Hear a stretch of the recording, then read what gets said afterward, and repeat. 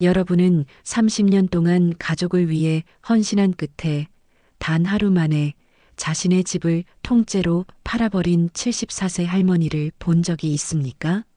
매일 아침 6시에 일어나 도시락을 싸고 청소하고 빨래하고 저녁을 준비했던 한 여인. 그녀는 왜 가족 몰래 집을 팔았을까요?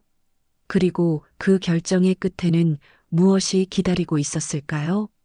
오늘 이 이야기는 여러분의 가슴 깊은 곳을 뒤흔들 것입니다. 텅 빈 집, 그리고 차가운 침묵. 내 집이 이렇게 텅 비었구나. 짐도 싸겠지. 김영자 할머니는 74세였다. 서울 강서구의 30평 아파트, 그 거실 한가운데 홀로 서서 사방을 둘러보았다. 햇살이 커튼 사이로 비집고 들어와 먼지를 반짝이게 했지만 그 빛조차 차갑게 느껴졌다. 30년. 그녀가 이 집에서 보낸 시간이었다. 아들 태준이가 결혼하고 손주들이 태어나고 그 모든 순간을 이 공간에서 함께했다. 그러나 지금 이 집은 더 이상 그녀의 집이 아니었다. 아니, 정확히 말하면 그녀는 이 집에서 가족이 아니라 가사도우미였다. 매일 아침 5시 30분. 알람이 울리기도 전에 영자는 눈을 떴다. 허리가 뻐근했지만 침대에서 일어나 부엌으로 향했다. 먼저 밥을 짓고 김치찌개를 끓이고 계란말이를 부쳤다. 태준의 도시락에는 반찬을 4가지 이상 넣어야 했다. 엄마, 반찬이 다 똑같아요라는 말을 들은 이후로 그녀는 매일 다른 메뉴를 고민했다. 아침 7시. 가족들이 하나둘 일어났다. 며느리 수지는 화장을 하느라 바쁘고 태주는 신문을 보며 커피를 마셨다. 손주들은 만화를 보며 아침을 먹었다. 아무도 영자에게 잘 주무셨어요? 라는 인사조차 하지 않았다. 그저 물 좀 주세요. 휴지 어디 있어요? 같은 요구만이 오갔다. 청소 다 됐습니까? 며느리의 목소리는 언제나 차갑고 사무적이었다. 마치 고용인에게 업무를 확인하듯. 영자는 고개를 끄덕이며 대답했다. 네, 다 했어요. 하지만 그녀의 목소리는 떨렸다. 가슴 한구석이 무너지는 느낌이었다. 저녁은 정확히 6시에 차려주세요. 오늘은 회식이 취소됐거든요. 빨래는 따로 해주세요. 아이들 옷이랑 섞이면 안 돼요. 냉장고 정리 좀 해주세요. 냄새나요. 요구는 끝이 없었다. 영자는 묵묵히 고개를 끄덕였다. 그녀는 반항할 수 없었다. 아니, 반항하고 싶지 않았다. 가족이니까, 엄마니까, 할머니니까. 그런 이유들이 그녀를 묶어두었다. 저녁 6시, 식탁에 음식이 차려졌다. 된장찌개, 고등어구이, 시금치나물, 배추김치, 그리고 갓 지은 흰 쌀밥. 가족들은 앉아서 밥을 먹었다. 그러나 아무도 맛있어요, 수고하셨어요 라는 말을 하지 않았다. 단지 숟가락 소리와 텔레비전 소리만이 식탁을 채웠다. 영자는 부엌 구석에 서서 가족들을 바라봤다. 그녀의 눈에는 슬픔이 어렸다. 언제부터였을까? 가족들이 그녀를 이렇게 대하기 시작한 것이. 처음엔 고마워했다. 엄마 덕분에 우리가 산다는 말도 들었다. 하지만 그것은 오래전 일이었다. 이제는 그저 당연한 것이 되었다. 그녀의 희생은 공기처럼 보이지 않는 것이 되어버렸다. 밤 10시. 가족들은 각자의 방으로 들어갔다. 영자는 설거지를 마치고 거실 소파에 앉았다. 텔레비전은 켜져 있었지만 그녀는 화면을 보지 않았다. 그저 창밖을 바라보며 생각에 잠겼다. 나는 왜 이렇게 살고 있을까? 그 질문이 그녀의 가슴을 파고들었다. 대답은 없었다. 단지 깊은 침묵만이 그녀를 감쌌다. 태주는 대기업에 다니는 과장이었다. 40대 중반, 안정적인 직장과 괜찮은 연봉. 겉으로 보기엔 성공한 가장이었다. 하지만 그는 자신의 어머니가 매일 얼마나 힘든지 알지 못했다. 아니, 알려고 하지 않았다. 어머니의 헌신은 그에게 너무나 당연한 것이었으니까. 수지는 중학교 교사였다. 학생들에게는 다정하고 이해심 많은 선생님이었지만 시어머니에게는 달랐다. 그녀는 자신의 삶에 시어머니가 침범하는 것을 원하지 않았다. 영자의 존재가 때로는 숨막히게 느껴졌다. 그래서 그녀는 거리를 두었다. 차갑고 사무적인 태도로. 손주 중 큰아이 현우는 고등학교 2학년이었다. 그는 가끔 할머니가 힘들어하는 모습을 봤다. 허리를 주무르시는 모습, 한숨 쉬시는 모습. 하지만 그는 어떻게 도와드려야 할지 몰랐다. 그저 할머니, 괜찮으세요? 라고 묻는 것이 전부였다. 둘째 아이 지은이는 중학교 1학년. 할머니에 대한 기억은 주로 밥과 간식을 챙겨주시는 분이었다. 그 이상도 그 이하도 아니었다. 영자는 이 모든 것을 알고 있었다. 자신이 이 가족에게 어떤 존재인지. 하지만 인정하고 싶지 않았다. 30년을 바쳤는데 그 끝이 이것일 리 없다고 믿고 싶었다. 그날 밤 영자는 잠들지 못했다. 그녀의 눈은 천장을 응시했고 그녀의 마음은 무언가를 갈망했다. 무엇인지는 몰랐다. 단지 이대로는 안 된다는 것만 알았다. 창밖으로 11월의 차가운 바람이 불었다. 나뭇가지들이 흔들렸다. 앙상한 가지들, 잎을 모두 떨군 가지들. 마치 그녀의 인생 같았다. 모든 것을 다 내어주고 이제는 앙상하게 남은 벽시계가 자정을 알렸다. 똑딱 똑딱. 시간은 흘러갔다. 영자의 인생도 흘러갔다. 되돌릴 수 없는 시간들. 내일도 똑같겠지. 영자가 중얼거렸다. 모레도, 다음 주도, 다음 달도. 하지만 그녀는 몰랐다. 내일은 다를 것이라는 것을. 아주 많이 다를 것이라는 것을. 영자는 침대 옆 서랍을 열었다. 오래된 사진들이 있었다. 젊은 시절의 그녀. 웃고 있는 그녀. 꿈이 있던 그녀. 언제부터 그 꿈들은 사라진 걸까? 사진 밑에는 오래된 일기장이 있었다. 그녀는 그것을 꺼내 펼쳤다. 30년 전 날짜가 적혀 있었다. 오늘 이 집을 샀다. 내 인생 처음으로 내 이름으로 산 집. 행복하다. 태준이와 함께 행복하게 살 것이다. 영자는 일기장을 덮었다. 눈물이 흘렀다. 조용히 소리 없이. 그날 밤 그녀의 마음속에서 무언가 깨지기 시작했다. 작은 균열이 생겼다. 그리고 그 균열은 점점 커질 것이었다. 새벽 3시. 영자는 여전히 잠들지 못했다. 그녀는 일어나 거실로 나갔다.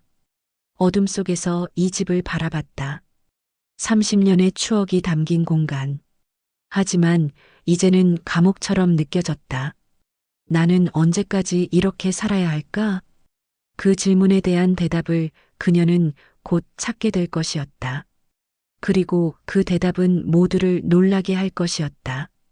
그러나 그 누구도 이 조용한 밤이 모든 것을 바꿀 시작점이 될 줄은 예상하지 못했다. 아침 햇살이 커튼 틈새로 스며들었다. 영자는 어제와 똑같이 옷이 30분에 일어났다. 허리를 주무르며 부엌으로 향했다. 그런데 이상했다. 평소라면 조용해야 할 거실에서 작은 소리가 들렸다. 아, 맞다. 꼬물이. 영자는 미소 지었다. 꼬물이는 그녀가 3년 전 길에서 주워온 믹스견이었다. 당시 비를 맞으며 떨고 있던 강아지를 그녀는 그냥 지나칠 수 없었다. 가족들은 반대했다. 집에 개까지 키우면 어떡해요. 냄새나고 털 날리잖아요 라며 불평했지만 영자는 고집을 부렸다. 그것이 그녀가 30년 만에 처음으로 자신을 위해 한 선택이었다. 꼬물이는 영자를 따랐다. 아침마다 꼬리를 흔들며 그녀를 반겼고 밤에는 그녀의 발치에 누워 잠들었다.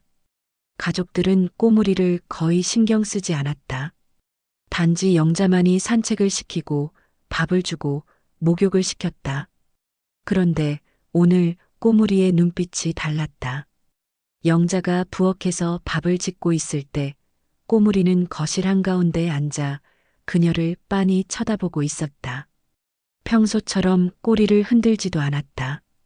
그저 조용히 슬픈 눈으로 그녀를 응시했다. 꼬물아, 왜 그래? 영자가 다가가자 꼬물이는 낮게 울었다. 끙. 그 소리는 마치 경고처럼 들렸다. 영자는 꼬물이의 머리를 쓰다듬었지만 걔는 여전히 불안한 표정이었다. 그녀는 이상하다고 느꼈지만 곧 잊어버렸다. 해야 할 일이 너무 많았으니까. 아침 식사가 끝나고 가족들이 출근 준비를 했다. 수진이 현관에서 신발을 신으며 말했다. 어머니, 오늘 저녁은 7시에 준비해 주세요. 태준 씨가 회의 있대요. 알았어.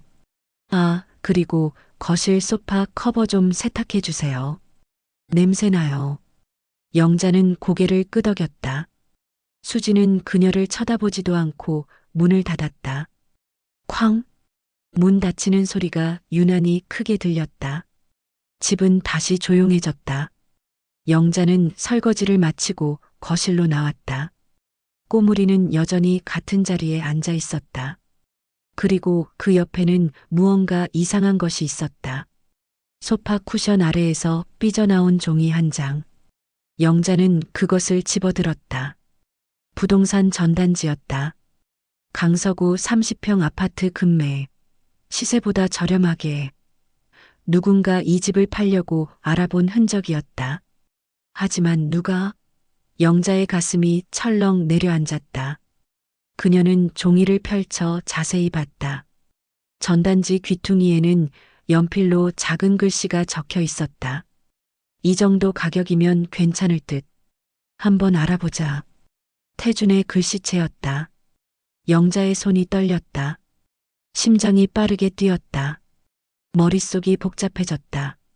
내 집을 팔려고? 그녀는 종이를 다시 소파 아래에 넣었다. 아무것도 본 적 없다는 듯이. 하지만 그녀의 손은 계속 떨렸다. 머릿속에는 한 가지 생각만이 맴돌았다. 설마 나를 내보내려는 건가? 꼬물이가 다시 낮게 울었다.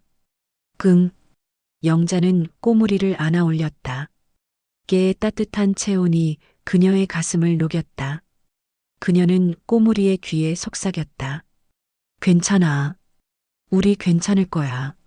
하지만 그녀의 목소리에는 확신이 없었다. 단지 희망만이 있을 뿐이었다. 영자는 소파에 앉아 생각에 잠겼다. 전단지, 태준의 글씨. 이 정도 가격이면 괜찮을 듯. 무엇이 괜찮다는 걸까? 집을 팔고 나를 어디로 보내려는 걸까? 요양원. 그 단어가 그녀의 머릿속을 스쳤다. 아니, 설마. 하지만 최근 수진이 보여준 광고 전단지가 떠올랐다. 실버타운, 편안한 노후를 위한 최고의 선택. 그때 수진은 아무렇지 않게 말했었다. 요즘 이런 곳들 좋다던데요. 영자는 자리에서 일어나 자신의 방으로 들어갔다. 서랍을 열어 중요한 서류들을 꺼냈다. 부동산 등기부등본. 그녀는 그것을 펼쳤다. 소유자 김영자. 분명했다.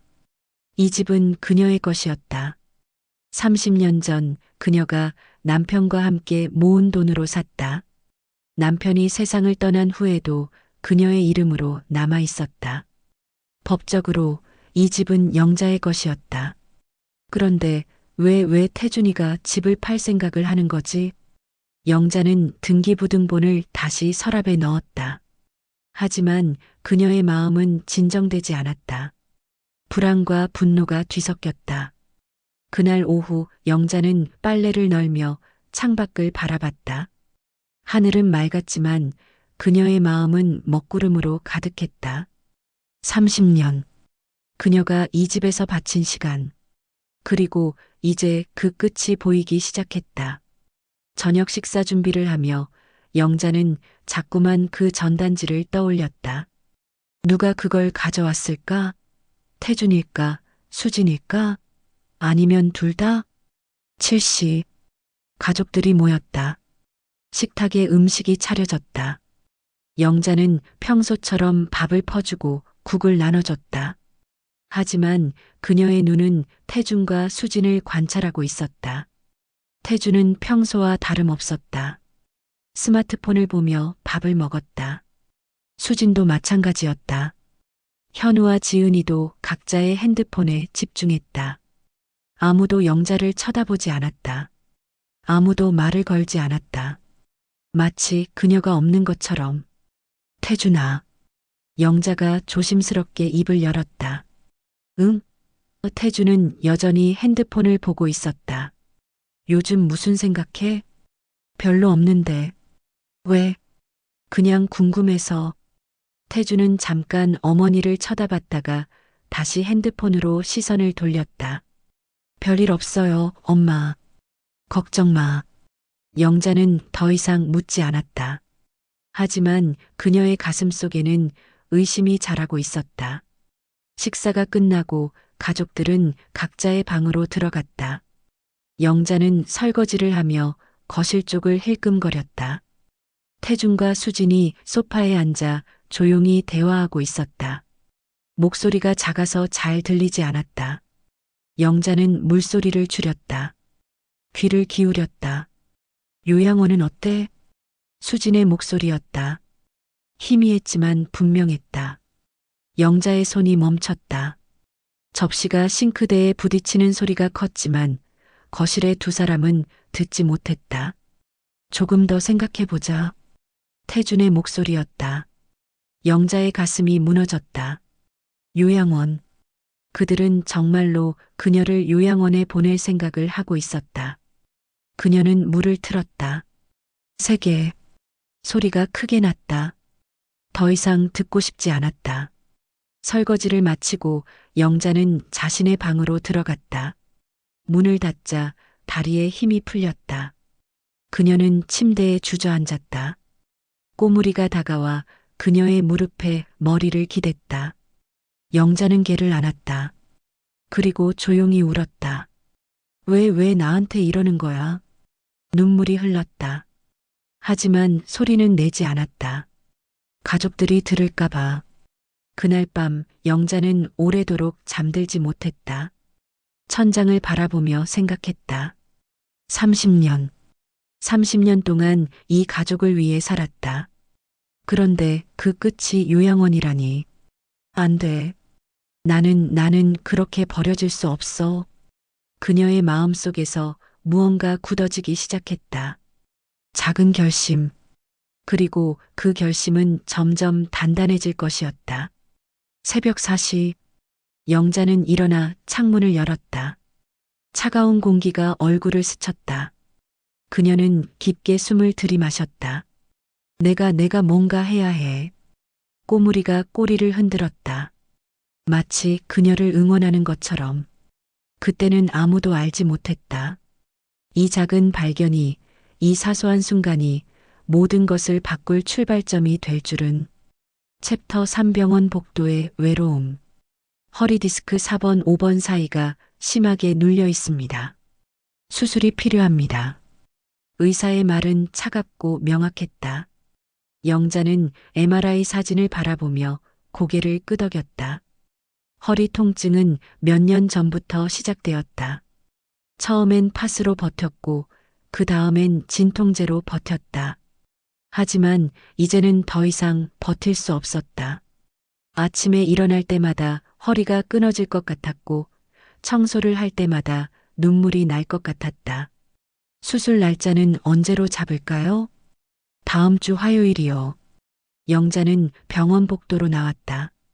핸드폰을 꺼내 태준에게 전화를 걸었다. 신호음이 길게 울렸다. 한참 후에야 태준이 받았다. 엄마. 무슨 일이야? 지금 회의 중인데. 저 허리 수술하래. 다음 주 화요일에. 아, 그래. 알았어. 나중에 얘기하자. 끊을게. 뚝. 전화는 그렇게 끊겼다. 영자는 핸드폰을 내려다보았다. 화면은 검게 변했고 그녀의 얼굴이 희미하게 비쳤다. 그녀는 자신의 표정을 보았다. 슬픔도 분노도 아닌 그저 텅 빈 얼굴. 영자는 병원 로비의 벤치에 앉았다. 주변에는 가족들과 함께 온 환자들이 많았다. 딸이 어머니의 팔을 붙잡고 아들이 아버지를 휠체어에 태우고 손주가 할머니에게 물을 떠다 주었다. 영자는 혼자였다. 그녀는 가방에서 물통을 꺼내 한 모금 마셨다. 목이 메었다. 물이 잘 넘어가지 않았다. 괜찮으세요? 옆에 앉은 젊은 여성이 물었다. 네, 괜찮아요. 영자는 억지로 미소 지었다. 혼자 오셨어요? 보호자는요? 아들이 바빠서요. 여성은 안타까운 표정을 지었다. 요즘 다들 바쁘죠. 저희 엄마도 혼자 병원 오시곤 해요. 마음이 아프지만 어쩔 수 없더라고요. 영자는 고개를 끄덕였다. 더 이상 대화하고 싶지 않았다. 여성은 일어나 떠났다. 수술 전날 밤, 영자는 가족들에게 말했다. 내일 아침 일찍 병원 가야 돼. 수술이거든. 태주는 텔레비전을 보며 대답했다. 아, 그래. 조심해. 수지는 핸드폰을 보며 말했다. 어머니, 그럼 저녁은 어떡해요? 배달시켜 먹어야 하나? 영자는 입술을 깨물었다. 냉장고에 반찬 해놨어. 밥만 지으면 돼. 제시도 위계소가, 네. 알겠어요. 그게 끝이었다. 아무도 괜찮으세요? 제가 같이 갈까요? 라는 말을 하지 않았다. 영자는 자신의 방으로 들어갔다. 꼬물이만이 그녀를 따라왔다. 걔는 그녀의 침대 밑에 누워 그녀를 지켰다. 영자는 작은 가방에 입원 준비물을 챙겼다. 세면도구, 갈아입을 옷, 수건. 하나하나 챙기면서 그녀는 생각했다. 만약 수술이 잘못되면? 만약 내가 깨어나지 못하면? 하지만 그런 생각을 가족들과 나눌 수 없었다. 아무도 듣지 않을 테니까. 수술 당일, 영자는 새벽 5시에 일어났다. 평소 습관대로 부엌으로 가려다가 멈췄다. 오늘은 밥을 지을 필요가 없었다. 병원에 가야 했으니까. 혼자 택시를 타고 병원에 갔다. 택시 기사가 물었다. 병원 가시나 봐요? 보호자는요? 혼자 가요. 아이고, 수술이라도 하시는 건 아니죠? 수술이에요. 기사는 백미러로 영자를 쳐다봤다. 혼자 수술 받으러 가세요? 가족들은? 바빠서요. 기사는 더 이상 말하지 않았다. 하지만 그의 눈빛에는 안타까움이 가득했다. 병원에 도착해 수술복으로 갈아입었다. 간호사가 링거를 꽂고 혈압을 재고 체온을 쟀다. 모든 과정이 기계적이었다. 보호자분 연락처 주세요. 영자는 태준의 번호를 불렀다. 간호사가 적었다. 수술 후에 연락드릴게요. 네. 수술실 앞에서 기다렸다. 차례가 올 때까지 긴 시간이었다. 영자는 창밖을 바라봤다. 11월의 하늘은 회색빛이었다. 비가 올 것 같았다. 옆에는 50대로 보이는 남성이 앉아 있었다. 그의 아내와 딸이 함께 있었다. 그들은 남성의 손을 잡고 격려했다. 아빠, 괜찮을 거예요. 의사 선생님이 실력 좋다고 했잖아요. 여보, 걱정하지 마. 나도 옆에 있을게. 남성은 가족들을 보며 미소 지었다. 고맙다. 너희가 있어서. 영자는 그 모습을 보며 고개를 돌렸다. 가슴이 아팠다. 부러웠다. 왜 자신에게는 그런 가족이 없을까? 김영자님 들어오세요. 간호사가 불렀다. 영자는 일어났다. 수술실로 들어갔다. 차가운 공기가 그녀를 감쌌다. 수술대에 누웠다. 긴장 푸세요. 곧 마취할게요. 네. 마취제가 들어갔다. 영자의 의식이 흐려지기 시작했다. 마지막 순간 그녀는 생각했다. 이대로 깨어나지 못하면 그것도 괜찮을지 모른다. 어둠이 그녀를 삼켰다. 수술은 3시간 반 걸렸다. 마취에서 깨어났을 때 그녀는 회복실 침대에 누워 있었다. 천장에 하얀 형광등이 눈부셨다. 몸이 무거웠다. 허리 부근이 욱신거렸다. 김영자님 들리세요? 수술 잘 끝났어요. 간호사의 목소리가 들렸다. 영자는 고개를 끄덕였다. 아니, 끄덕이려고 했다. 몸이 말을 듣지 않았다. 보호자분께 연락했는데 오신다고 하셨어요. 영자는 희미하게 미소 지었다. 태준이 온다고 했구나. 그래도 아들은 아들이구나. 1시간이 지났다. 2시간이 지났다. 영자는 일반 병실로 옮겨졌다. 하지만 태준은 오지 않았다. 영자는 핸드폰을 꺼내 태준에게 전화했다. 신호음이 울렸다. 받지 않았다. 다시 걸었다. 여전히 받지 않았다. 문자를 보냈다. 수술 잘 끝났어. 병실은 7층 702호야. 답장은 1시간 후에 왔다. 다행이다. 일이 생겨서 못 갈 것 같아. 푹 쉬어. 영자는 핸드폰을 내려놓았다. 눈물이 흘렀다. 하지만 소리 내지 않았다. 병실은 4인실이었다. 옆 침대에는 70대로 보이는 할머니가 누워 있었다. 그 할머니의 딸과 사위, 그리고 손주 둘이 병문안을 왔다. 그들은 과일을 깎아주고 이불을 덮어주고 이야기를 나누며 웃었다. 엄마, 입맛 없으시죠? 제가 죽 끓여왔어요. 호박죽. 아이고, 우리 딸. 고생했네. 손주들도 보고 싶어 했어요. 할머니 빨리 나으셔야 해요. 그래, 그래. 할매가 빨리 나아서 너희랑 놀아줄게. 가족들의 웃음소리가 병실을 채웠다. 따뜻했다. 행복했다. 영자는 그 모습을 보며 고개를 돌렸다. 창밖을 바라봤다. 비가 내리기 시작했다. 빗방울이 창문을 두드렸다. 저녁 시간이 되었다. 병원 식사가 나왔다. 죽 한 그릇과 반찬 몇 가지. 영자는 숟가락을 들었지만 목구멍으로 넘어가지 않았다. 맛이 없어서가 아니었다. 마음이 아파서였다. 옆 침대 할머니의 딸이 영자를 쳐다봤다. 혹시 보호자분은 안 오세요? 바빠서요. 아이고, 수술하셨는데 많이 외로우시겠어요. 괜찮아요. 딸은 과일 바구니에서 사과 하나를 꺼내 영자에게 건넸다. 이거라도 드세요. 저희 엄마 드시라고 가져온 건데 너무 많아서요. 고맙습니다. 영자는 사과를 받았다. 낯선 사람의 작은 친절이 가슴에 와닿았다. 밤이 되었다. 병실은 조용해졌다. 옆 침대 할머니는 가족들이 다녀간 후 편안하게 잠들었다. 하지만 영자는 잠들 수 없었다. 허리가 아파서가 아니었다. 마음이 아파서였다. 그녀는 천장을 바라보며 생각했다. 30년. 나는 30년 동안 무엇을 위해 살았을까? 대답은 명확했다. 가족을 위해. 하지만 가족은 그녀를 위해 무엇을 해줬을까? 그 질문에는 대답이 없었다. 새벽 2시. 복도에서 발소리가 들렸다. 간호사가 순회하는 소리였다. 영자는 눈을 감았다. 그리고 마음속 깊은 곳에서 무언가 단단하게 굳어지는 것을 느꼈다. 분노였다. 30년 동안 억눌렀던 분노.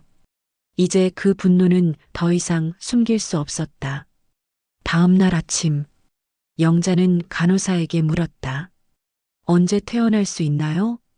수술 부위를 봐야 하지만 보통 3일 정도 입원하셔야 해요. 3일 후면 되나요?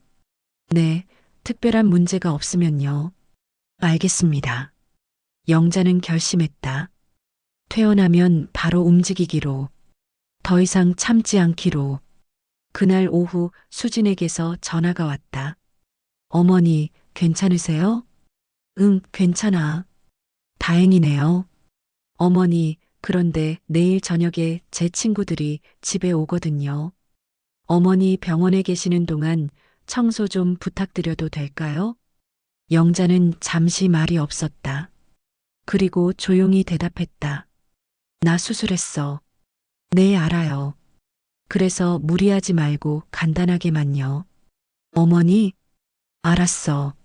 전화를 끊고 영자는 핸드폰을 침대 옆 탁자에 내려놓았다. 그녀의 손은 떨렸다. 가슴속에서 무언가 터질 것 같았다. 청소? 내가 수술받았는데 청소? 눈물이 흘렀다. 하지만 이번에는 달랐다. 슬픔의 눈물이 아니었다. 분노의 눈물이었다. 그날 밤 영자는 결심을 굳혔다. 퇴원하면 집을 팔겠다고. 그리고 혼자 살겠다고. 더 이상 이런 대우를 받지 않겠다고. 창밖으로 별이 보였다. 희미했지만 반짝였다. 영자는 그 별을 보며 속삭였다. 이제 나도 내 인생 살 거야. 그때는 아무도 몰랐다. 이 고독한 병실에서, 이 외로운 밤에 영자의 마음속에 균열이 생기기 시작했다는 것을, 그리고 그 균열은 곧 폭발로 이어질 것이라는 것을. 퇴원 후 일주일이 지났다. 영자의 허리는 여전히 아팠지만 그녀는 다시 집안일을 시작했다. 의사는 한 달은 쉬라고 했지만 가족들은 그녀가 쉬는 것을 원하지 않았다. 어머니, 설거지 안 하셨어요? 어머니, 빨래 좀 돌려주세요. 어머니, 저녁은 몇 시에 되나요? 요구는 끝이 없었다. 영자는 진통제를 먹고 버텼다. 허리를 구부릴 때마다 찌릿한 통증이 올라왔지만 그녀는 소리 내지 않았다. 그저 입술을 깨물고 참았다. 하지만 이제는 달랐다. 병원에서의 경험이 그녀를 변화시켰다. 매일 밤 그녀는 침대에 누워 생각했다. 언제까지 이렇게 살 거야? 죽을 때까지? 어느 날 저녁, 영자는 부엌에서 설거지를 하고 있었다. 거실에서는 태중과 수진이 소파에 앉아 대화를 나누고 있었다. 그들은 영자가 부엌에 있다는 것을 알았지만 신경 쓰지 않았다. 아니, 오히려 그녀가 듣지 못할 거라고 생각했다. 하지만 영자는 들었다. 모든 것을. 여보, 이대로는 안 될 것 같아. 수진의 목소리였다. 뭐가? 어머니 말이야. 솔직히 우리 자유가 너무 없잖아. 항상 눈치 보이고 집에 오면 뭔가 답답하고. 태주는 잠시 침묵했다. 그리고 나지막이 대답했다. 나도 알아. 그런데 어쩌겠어. 우리 엄만데. 요양원은 어때? 그 순간 영자의 손이 멈췄다. 접시가 물에 빠지는 소리가 크게 울렸지만 거실의 두 사람은 듣지 못했다. 요양원? 그건 좀 뭐? 여보, 우리도 우리 인생이 있잖아. 어머니 모시는 게 나쁘다는 게 아니라 그냥 좀 힘들다고. 엄마가 들으면 어떡해. 부엌에서 설거지 중이잖아. 안 들려. 그리고 솔직히 말해봐. 여보도 불편하잖아. 아침마다 눈치 보이고 저녁마다 시간 맞춰야 하고. 우리 집인데 우리가 주인 같지 않잖아. 영자는 더 이상 물소리를 내지 않았다. 조용히 숨죽여 들었다. 태준이 한숨을 쉬었다. 알아. 근데 어떻게 말을 꺼내. 엄마, 요양원 가세요라고? 그럼 천천히 얘기해보자. 어머니 건강도 안 좋으시잖아. 요양원이 오히려 나을 수도 있어. 전문 간호사도 있고 또래 어르신들도 계시고. 그래도 뭐. 여보, 우리 애들 생각해봐. 현우는 내년이면 대학 가고 지은이도 고등학생 돼. 그때까지 이렇게 살 거야? 애들도 할머니 눈치 보면서 친구도 못 데려오고. 그리고 솔직히 어머니도 편하실 거야. 여기서 혼자 외롭게 계시는 것보다 또래분들이랑 같이 계시는 게 나을지도 몰라. 태주는 오랫동안 침묵했다. 그리고 마침내 입을 열었다. 알았어. 한번 알아볼게. 좋은 곳으로. 영자는 더 이상 듣지 않았다. 아니, 들을 수 없었다. 귀가 먹먹했다. 가슴이 터질 것 같았다. 손이 떨렸다. 눈앞이 흐려졌다. 요양원. 그 단어가 그녀의 머릿속을 맴돌았다. 30년을 바쳤는데, 30년을 희생했는데, 그 끝이 요양원이라니. 영자는 수도꼭지를 잠갔다. 손을 닦았다. 조용히 부엌을 나왔다. 거실을 지나 자신의 방으로 들어갔다. 태준과 수지는 그녀를 쳐다보지도 않았다. 그들은 여전히 대화를 이어가고 있었다. 방문을 닫자 영자는 침대에 주저앉았다. 꼬물이가 다가와 그녀의 무릎에 머리를 기댔다. 그녀는 걔를 안았다. 그리고 처음으로 소리내어 울었다. 흑흑. 눈물이 쏟아졌다. 30년 동안 참았던 모든 것이 터져나왔다. 서름, 외로움, 분노, 절망. 모든 감정이 눈물과 함께 흘러내렸다. 나는 뭐였을까? 꼬물이는 그녀의 얼굴을 핥았다. 따뜻한 혀가 그녀의 뺨을 쓸었다. 영자는 걔를 꼭 안았다. 그리고 속삭였다. 꼬물아, 우리 어떡하지? 걔는 대답하지 않았다. 단지 그녀의 품에서 따뜻함을 나눴을 뿐이었다. 영자는 울음을 멈추고 일어났다. 얼굴을 씻고 거울을 봤다. 눈이 퉁퉁 부어 있었다. 하지만 그녀의 눈빛은 달랐다. 더 이상 슬픔만 있지 않았다. 결연함이 있었다. 그녀는 서랍을 열었다. 오래된 서류 봉투를 꺼냈다. 그 안에는 부동산 등기부등본이 들어 있었다. 그녀는 그것을 펼쳤다. 소유자 김영자. 명확했다. 이 집은 내 집이야. 그렇다. 이 집은 그녀가 30년 전에 샀다. 그녀의 이름으로 등기되어 있다. 태주는 그저 함께 살고 있을 뿐이었다. 법적으로 이 집은 영자의 것이었다. 영자는 핸드폰을 꺼내 인터넷을 검색했다. 부동산 급매, 집 빨리 파는 법. 여러 글들이 나왔다. 그녀는 하나하나 읽었다. 그리고 한 부동산 중개업소의 번호를 메모했다. 밤 11시. 영자는 침대에 누웠다.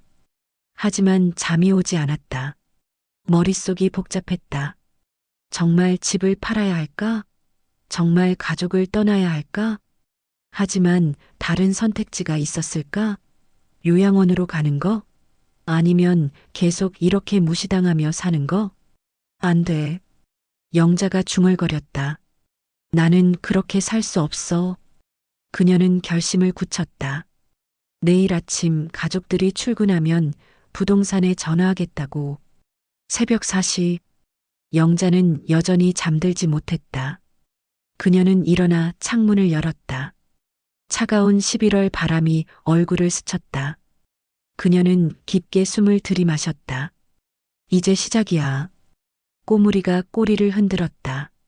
마치 그녀의 결심을 응원하는 것처럼.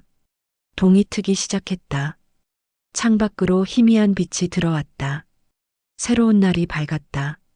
영자에게는 새로운 인생의 시작이 될 날이었다. 그 순간 거실에서 소리가 들렸다. 태준이 일어나는 소리였다.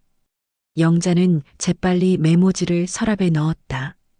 그리고 평소처럼 부엌으로 향했다. 밥을 짓고 국을 끓이고 반찬을 준비했다. 하지만 이제는 달랐다.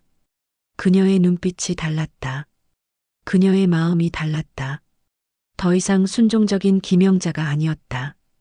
이제 그녀는 자신의 운명을 스스로 결정하는 김영자였다. 아침 식사를 마치고 가족들이 출근한 후 영자는 메모해둔 번호로 전화를 걸었다. 여보세요, 청솔 부동산입니다. 저 집을 팔고 싶은데요. 아, 네. 주소가 어떻게 되세요? 영자는 주소를 말했다. 중개인은 잠시 생각하더니 말했다. 아, 그 지역이면 시세가 괜찮습니다. 금매로 하실 건가요? 네, 빨리 팔고 싶어요. 그럼 오늘 오후에 한번 나가서 확인해 볼게요. 몇 시가 괜찮으세요? 2시요. 알겠습니다. 2시에 뵙겠습니다. 전화를 끊고 영자는 한숨을 내쉬었다. 떨렸다. 무서웠다. 하지만 동시에 해방감도 느껴졌다. 30년 만에 처음으로 자신을 위한 선택을 하는 것이었다. 오후 2시, 초인종이 울렸다. 영자는 문을 열었다. 50대로 보이는 남자가 서 있었다. 안녕하세요. 청솔 부동산 이 실장입니다. 들어오세요. 중개인은 집안을 둘러봤다. 거실, 방, 부엌, 화장실. 그는 꼼꼼히 확인했다. 그리고 말했다. 상태가 아주 좋네요. 이 평수의 이 위치면 시세는 대략 5억 2천 정도입니다. 금매로 하시면 4억 8천 정도에 빠르게 나갈 수 있을 것 같습니다. 얼마나 빨리요? 빠르면 일주일, 늦어도 2주 안에 계약 들어올 겁니다. 영자는 고개를 끄덕였다. 그렇게 해주세요. 명의가 누구세요? 저요. 제 이름이에요. 아, 그럼 문제 없네요. 서류 준비해서 매물로 올리겠습니다. 신분증하고 등기권리증만 준비해 주시면 돼요. 알겠습니다. 중개인이 돌아간 후 영자는 소파에 앉았다. 가슴이 두근거렸다. 이제 돌이킬 수 없었다. 하지만 그녀는 후회하지 않았다. 꼬물이가 그녀의 옆에 앉았다. 영자는 개의 머리를 쓰다듬으며 속삭였다. 꼬물아, 우리 새로운 곳으로 갈 거야. 조용하고 평화로운 곳으로. 저녁이 되었다. 태준과 수진이 돌아왔다. 식탁에는 평소처럼 음식이 차려져 있었다.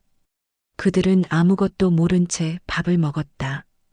영자는 그들을 바라봤다. 한때는 사랑했던 아들, 한때는 딸처럼 여겼던 며느리. 하지만 이제는 그저 낯선 사람들로 보였다.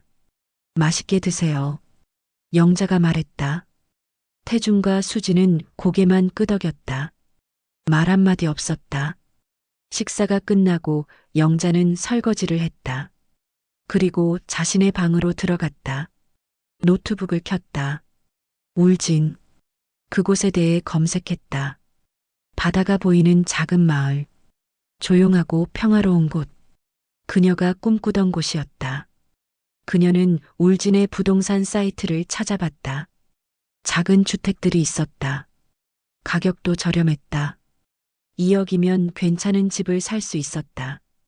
그녀는 몇 군데에 문의 메시지를 보냈다. 그날 밤 영자는 처음으로 편안하게 잠들었다. 꿈속에서 그녀는 바닷가를 걷고 있었다.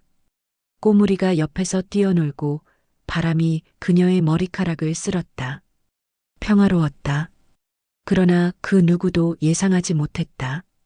이 조용한 준비가, 이 은밀한 계획이 곧 폭풍을 불러올 것이라는 것을. 사흘 후 중개인에게서 전화가 왔다. 사모님, 계약자가 나왔습니다. 신혼부부인데 집을 아주 마음에 들어 하십니다. 4억 8천에 계약하시겠다고 하시는데 괜찮으시겠어요? 영자의 손이 떨렸다. 네, 좋습니다. 그럼 내일 계약하시죠. 오전 십제시도 위계속 시에 사무실로 오실 수 있으세요? 네, 가겠습니다. 전화를 끊고 영자는 심호흡을 했다. 드디어 진짜로 시작되는 것이었다. 다음 날 아침 영자는 평소보다 일찍 일어났다. 가족들이 출근하기를 기다렸다. 태준이 넥타이를 매며 말했다. 엄마, 오늘 저녁은 일찍 먹을게요. 7시쯤 되면 친구들이랑 약속 있어서. 알았어. 가족들이 나간 후 영자는 옷을 갈아입었다. 30년 만에 처음으로 정장을 입었다. 거울을 보니 낯선 자신이 보였다. 하지만 나쁘지 않았다. 오히려 당당해 보였다. 부동산 사무실에 도착하자 중개인과 젊은 부부가 기다리고 있었다. 신혼부부는 20대 후반으로 보였다. 밝고 행복한 얼굴이었다. 안녕하세요. 신부가 환하게 웃으며 인사했다. 안녕하세요. 영자도 미소 지었다. 저희 첫 집이에요. 정말 마음에 들었어요. 감사합니다. 신랑도 고개를 숙여 인사했다. 잘 살겠습니다. 영자는 그들을 보며 묘한 감정을 느꼈다. 저 젊은 부부는 새로운 시작을 하는 것이고 자신도 새로운 시작을 하는 것이었다. 계약서를 작성했다. 영자는 서명을 하며 이상한 감정을 느꼈다. 해방감과 동시에 묘한 슬픔. 30년의 시간이 이 한 장의 서류로 끝나는 것 같았다. 계약금 5천만 원은 오늘 받으시고요. 잔금 4억 3천만 원은 2주 후입니다. 그때까지 이사 준비하시면 됩니다. 중개인이 말했다. 영자는 고개를 끄덕였다. 알겠습니다. 그리고 이게 중요한데요. 집에 거주하시는 분들께는 언제 알리실 건가요? 영자는 잠시 생각했다. 이사 일주일 전쯤에요. 중개인이 눈썹을 치켜 올렸다. 일주일 전이요? 조금 촉박하지 않을까요? 괜찮아요. 제가 알아서 할게요. 사무실을 나서며 신부가 다시 다가왔다. 사모님, 집 정말 감사합니다. 저희 신혼집이 될 거예요. 행복하게 잘 살게요. 그 말에 영자의 가슴이 뭉클했다. 그래요.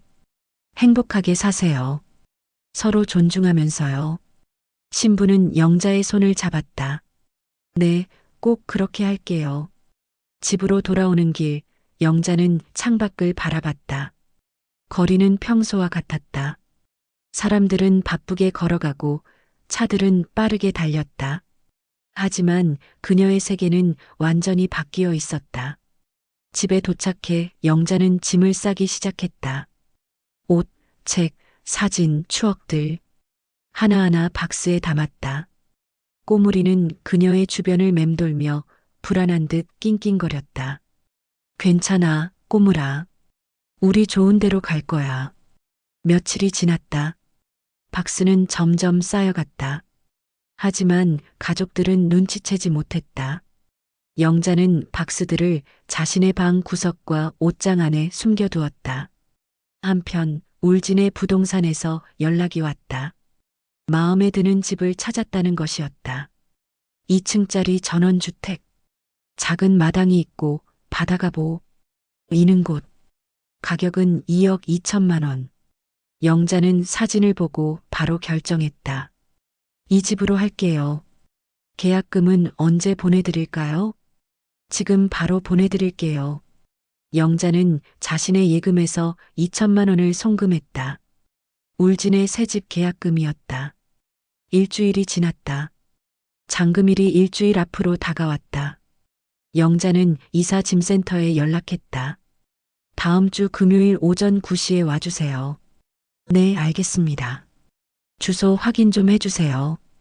영자는 주소를 불렀다. 모든 것이 준비되고 있었다. 그러던 어느 날 저녁, 수진이 영자의 방문을 두드렸다. 어머니, 휴지 있어요? 응, 잠깐만. 영자가 문을 열자 수진의 시선이 방 안쪽으로 향했다. 옷장 문이 살짝 열려 있었고 그 안에 박스들이 보였다. 어머니, 저게 뭐예요? 아, 저거. 정리 좀 하려고. 정리요? 수진의 눈빛이 날카로워졌다. 그녀는 방 안으로 들어왔다. 옷장을 완전히 열었다. 박스들이 가득 쌓여 있었다. 그리고 침대 밑에도 박스들이 보였다. 수진은 박스 하나를 열었다. 그 안에는 영자의 옷들이 깔끔하게 개어져 있었다. 그녀는 다른 박스도 열었다. 책들, 그릇들, 사진 액자들. 어머니, 이게 다 뭐예요? 왜 짐을 싸고 계세요? 영자는 대답하지 않았다. 수진의 얼굴이 굳었다. 어머니. 수진의 목소리가 높아졌다. 혹시 어디 가시려고요? 시끄러워. 영자의 목소리가 처음으로 높아졌다. 내 방에서 내가 뭘 하든 상관없잖아. 수진은 놀란 표정으로 뒤로 물러섰다. 평생 순종적이었던 시어머니가 처음으로 소리를 지른 것이었다. 여보, 여보, 이리 와봐. 수진이 태준을 불렀다. 태준이 달려왔다. 무슨 일이야? 어머니가 짐을 싸고 계세요. 방에 박스가 가득해요. 태준은 방 안을 들여다봤다. 박스들이 보였다. 그의 얼굴이 창백해졌다. 엄마, 이게 뭐야? 영자는 침착하게 대답했다. 보면 몰라. 짐이야. 왜 짐을 싸는데? 이사 가니까. 이사? 어디로? 울진. 울진? 태준의 목소리가 커졌다. 왜 갑자기 울진해? 영자는 아들을 똑바로 쳐다봤다. 그녀의 눈빛에는 30년 동안 쌓인 감정이 담겨 있었다. 갑자기 30년 동안 참았는데 갑자기라고? 태준은 말을 잃었다. 수진이 끼어들었다. 어머니, 무슨 말씀이세요? 저희가 뭘 잘못했다고. 잘못? 영자가 웃었다. 쓴웃음이었다. 너희가 뭘 잘못했는지 정말 몰라. 나를 가사도우미처럼 대했잖아. 아침부터 저녁까지 일만 시키고 고맙다는 말 한마디 없었잖아. 내가 수술 받을 때도 아플 때도 아무도 신경 안 썼잖아. 그건 요양원 얘기도 들었어. 영자의 목소리가 떨렸다. 나를 요양원에 보내려고 했잖아. 그게 너희가 30년 동안 나한테 줄 답이야? 태준의 얼굴이 빨개졌다. 엄마, 그건 그냥 얘기였어. 진짜로 그러려던 게 아니라. 거짓말하지 마. 영자가 손을 들어 아들을 가로막았다. 너희 대화 다 들었어. 내가 없으면 자유롭다고, 불편하다고 그렇게 말했잖아. 방 안은 침묵에 휩싸였다. 태준과 수지는 아무 말도 하지 못했다. 영자는 계속 말했다. 30년이야. 30년 동안 너희를 위해 살았어. 내 인생을 포기했어. 근데 너희는 나한테 뭘 해줬어? 아무것도 없잖아. 고마움도, 존중도, 사랑도. 엄마, 이제 나도 내 인생 살고 싶어. 내가 원하는 대로. 내가 행복한 대로. 태준은 입술을 깨물었다. 그리고 조심스럽게 물었다. 그래서 울진으로 간다고? 응. 언제? 다음 주 금요일. 다음 주 금요일? 태준의 목소리가 떨렸다. 그럼 우리는 어떡하고? 영자는 침대 옆 탁자에서 봉투 하나를 꺼냈다. 그리고 태준에게 건넸다. 이게 뭐야? 집 계약서 사본이야. 태준은 봉투를 열었다. 계약서를 꺼내 읽었다. 그의 눈이 점점 커졌다. 집을 팔았다고? 응. 언제? 2주 전. 2주 전? 태준의 목소리가 터졌다. 2주 전에 집을 팔았어? 우리한테 말도 없이? 이 집은 내 집이야. 내 이름으로 등기되어 있어. 내가 팔든 안 팔든 내 마음이야. 이게 말이 돼? 태준이 소리쳤다. 30년을 같이 살았는데 이렇게 일방적으로 결정하는 게 말이 돼? 영자는 조용히 대답했다. 30년 동안 너희가 일방적으로 나를 대했잖아. 이제 내 차례야. 수진이 눈물을 흘리며 말했다. 어머니, 저희가 부족했던 건 인정해요. 진심으로 죄송해요. 근데 이렇게까지 하실 필요는 없잖아요. 대화로 풀 수 있잖아요. 대화? 영자가 며느리를 쳐다봤다. 내가 아플 때, 수술 받을 때 너희는 대화하고 싶었어? 아니었잖아. 그냥 집안일이나 챙겨달라고 했잖아. 그건 다음 주 금요일까지 짐 빼. 영자가 단호하게 말했다. 새 주인이 들어와 태준이 다시 소리쳤다. 엄마, 우리 어디 가라고? 갑자기 어디 가란 말이야? 그건 너희가 알아서 해. 나도 내 인생 알아서 살 거니까. 이건 너무해. 태준의 눈에서 눈물이 흘렀다. 정말 너무하잖아. 영자는 아들을 바라봤다. 한때는 그토록 사랑했던 아들. 하지만 이제는 낯선 사람처럼 느껴졌다. 너무한 건 너희야. 30년 동안 나를 당연하게 여긴 게 너무한 거야. 엄마, 나가줘. 나도 짐 싸야 해. 태준과 수지는 방을 나갔다. 문이 닫히자 영자는 침대에 주저앉았다. 가슴이 두근거렸다. 손이 떨렸다. 하지만 후회는 없었다. 꼬물이가 그녀의 무릎에 머리를 기댔다. 영자는 걔를 안으며 속삭였다. 이제 진짜 시작이야, 꼬물아. 그날 밤 거실에서 태준과 수진의 다급한 목소리가 들렸다. 하지만 영자는 귀 기울이지 않았다. 그녀는 울진의 사진들을 보며 미소 지었다. 곧 그곳에 갈 것이다. 자유로운 곳으로, 평화로운 곳으로. 다음 날 아침, 분위기는 얼어붙어 있었다. 태준과 수지는 식탁에 앉았지만 밥을 먹지 않았다. 영자가 차려준 음식을 바라보기만 했다. 먹어. 영자가 담담하게 말했다. 엄마. 태준이 입을 열었다. 우리 얘기 좀 하자. 할 얘기 없어. 다 끝났어. 끝났다니 무슨 소리야. 엄마, 이건 너무 갑작스러워. 영자는 웃었다.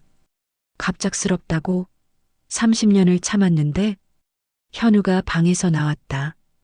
그는 상황을 파악하고 조심스럽게 물었다. 무슨 일이에요?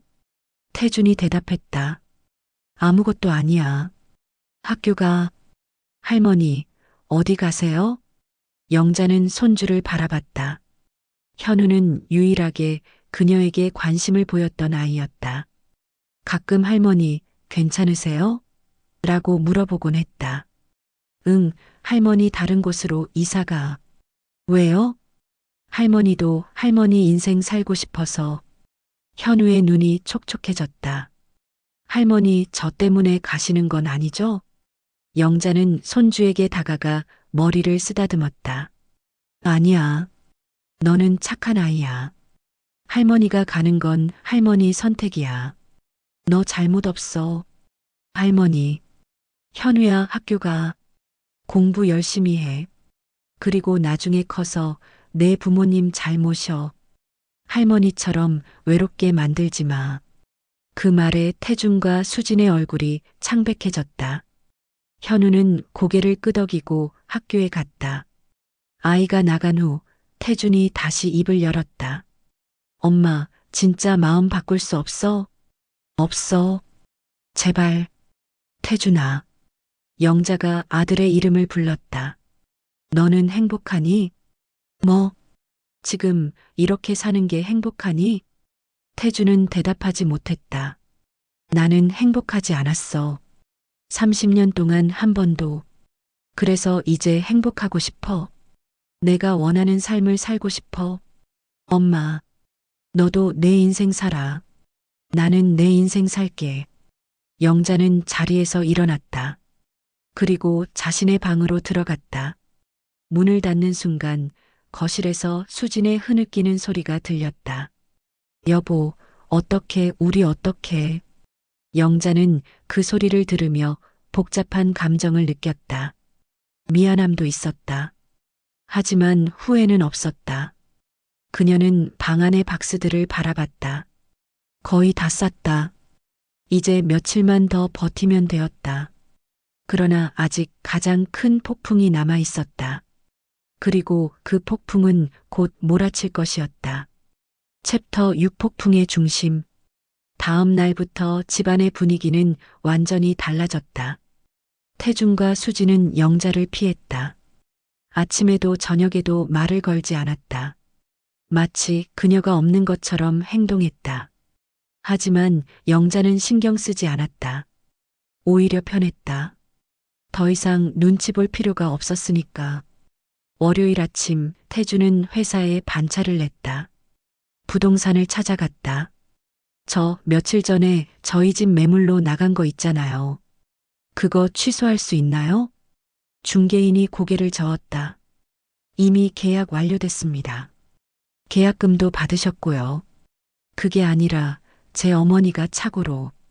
고객님 명의가 어머님으로 되어 있고 본인이 직접 오셔서 계약하셨습니다. 법적으로 문제 없어요. 하지만 그리고 계약 해지하시려면 계약금의 2배를 배상하셔야 합니다. 1억 원이요. 태주는 입을 다물었다. 1억 원. 그에게는 불가능한 금액이었다. 다른 방법은 없나요? 없습니다. 이미 법적 효력이 발생했어요. 태주는 부동산을 나왔다. 절망감이 그를 짓눌렀다. 정말로 집을 잃게 되는 것이었다. 그는 수진에게 전화했다. 여보, 우리 진짜 큰일 났어. 계약 취소 안 돼. 어떻게 우리 어디 가서 살아? 일단 전세 알아봐야 할 것 같아. 빨리. 얼마나 나와? 2억 정도는 있어야 할 것 같은데. 2억? 우리 그런 돈 어디 있어? 대출 받아야지. 어쩔 수 없어. 그날 저녁 태준과 수지는 영자 앞에 무릎을 꿇었다. 엄마, 제발. 태준이 애원했다. 우리 잘못했어. 진심으로 반성해. 앞으로 잘할게. 엄마 원하시는 대로 다 할게. 수진도 눈물을 흘리며 말했다. 어머니, 저희 정말 잘못했어요. 다시 한 번만 기회 주세요. 제발이요. 영자는 그들을 내려다봤다. 무릎 꿇은 아들과 며느리. 한때는 절대 보고 싶지 않았던 광경이었다. 하지만 이제는 아무 감정도 들지 않았다. 일어나. 엄마. 일어나라고 했어. 태준과 수지는 일어났다. 영자는 그들을 똑바로 쳐다봤다. 지금 와서 후회해도 소용없어. 이미 늦었어. 엄마, 제발. 30년이야. 30년 동안 나는 참았어. 근데 너희는 단 하루도 나를 존중하지 않았어. 알았어요, 엄마. 잘못했어요. 그러니까 제발. 안 돼. 영자가 단호하게 말했다. 이미 결정했어. 바꿀 생각 없어. 태준이 소리쳤다. 그럼 우리는 어떡하라고? 애들은? 그건 너희가 알아서 해. 너희가 선택한 결과야. 선택? 수진이 울먹이며 말했다. 저희가 뭘 선택했다고요? 나를 가사도우미로 선택했잖아. 요양원을 선택했잖아.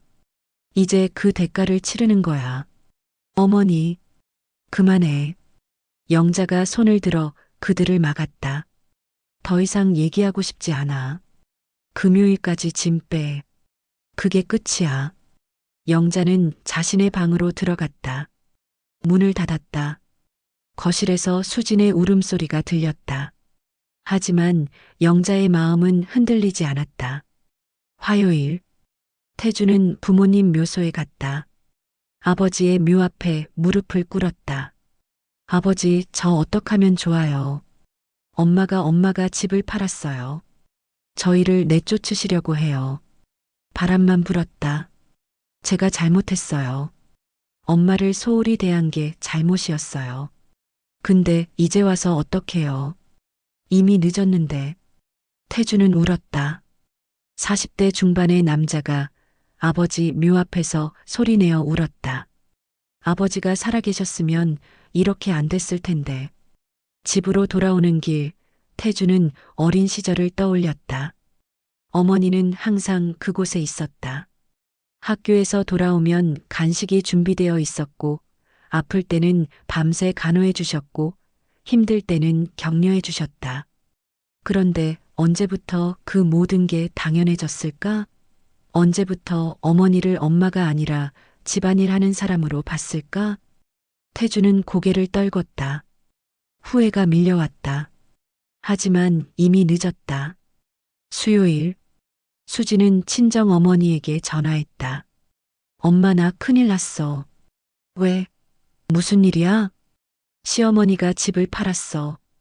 우리를 내쫓으시려고. 뭐? 왜? 우리가 시어머니한테 잘못했나 봐. 너무 소홀히 대했나 봐. 친정 어머니는 한참 동안 말이 없었다. 그리고 조용히 말했다. 수진아, 나도 너희 시어머니 입장이야. 너희 아버지 돌아가시고 혼자 살지. 너희가 나한테 어떻게 하는지 다 봐. 엄마, 한 달에 한 번 전화하면 다행이야. 명절에도 겨우 얼굴 보고. 그래도 나는 참아. 왜? 내 딸이니까. 근데 너희 시어머니는 30년을 참으셨잖아. 엄마, 그래도.